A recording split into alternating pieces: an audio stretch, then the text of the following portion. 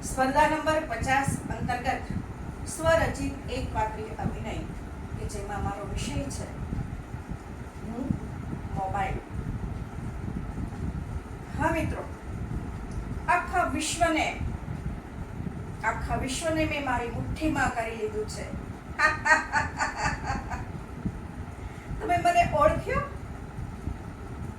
ન ઓળખ્યો? અરે હું ભ્રમણબાશ. હજી પણ મને ન ઓળખ્યો? અરે હું છું મોબાઈલ. હવે તો તમે મને ઓળખ્યો ને? ઈશ્વરના દર્શન ભલે કોઈ કરે કે ના કરે, પણ સવારે ઉઠતા વેત મારા દર્શન તો સૌ કરે ને કરે જ.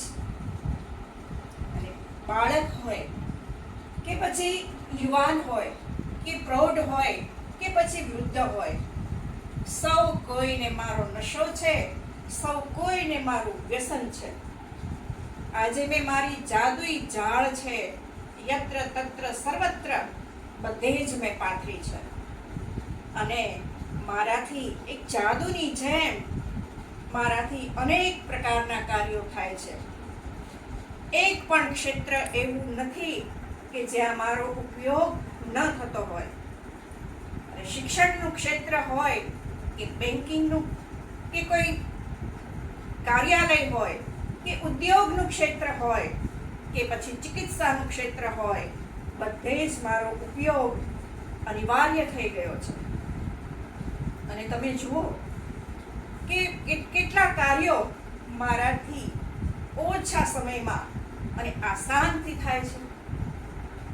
તમે જોઈ શકો છો કે જો લાઇટનું બિલ ભરવું હોય કે પછી ગેસનું બિલ ભરવું હોય, ખાતામાં પૈસા જમા કરવા હોય કે ખાતામાંથી પૈસા પ્રાપ્ત કરવા હોય, ચંદ સેકન્ડમાં એ બધું જ મારા દ્વારા આસાનીથી થઈ શકે છે. અને હા, કોઈ પણ ગણતરી એ મોટામાં મોટી કેમ ન હોય, કોઈ મારા દ્વારા એ થોડીક જ સેકન્ડમાં એ ગણતરીઓ પણ થઈ જાય છે. અને અનેક ક્ષેત્રમાં મારો જાદુ છે એ જોવા મળે છે. અનેક ક્ષેત્રમાં હું ઉપયોગી છું. પરંતુ વિધાતાને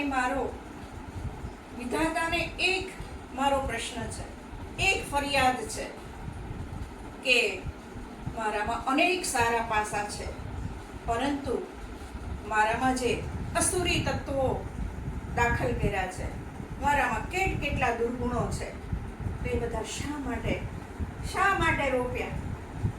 અને મને જેને બનાવ્યો છે ને, એ જે સર્જક એટલે એ બુદ્ધિજીવી વૈજ્ઞાનિક માણસ, એને પણ મારી ફરિયાદ છે કે મારામાં આટલા અસુરી તત્વો, આટલી એ વિકૃતિઓ, આટલા દુર્ગુણો શા માટે નાખ્યા કે જેને કારણે કોઈ બાળક, કોઈ યુવાન કે કોઈ પણ માણસ છે તો એનો મારો જો દુરુપયોગ કરે તો એને અનેક માનસિક વિકૃતિઓ થાય છે, માનસિક રોગનો પણ એ શિકાર બને છે. અને બહુ સતત મને વાપરે, તેની આંખો કમજોર થાય છે, અનેક પ્રકારના નુકસાન થાય છે, એનું જીવન બરબાદ થઈ જાય છે. તો એટલા માટે મારે ખાસ તમને કહેવું છે મિત્રો કે મારો જો સદુપયોગ કરશો તો અનેક ફાયદા થશે, સફળતા મળશે ને આશીર્વાદરૂપ હું બનીશ. પરંતુ દુરુપયોગ કરશો તો હું શાપરૂપ છું. કેવી રીતે ઉપયોગ કરવો તમારા હાથની વાત છે.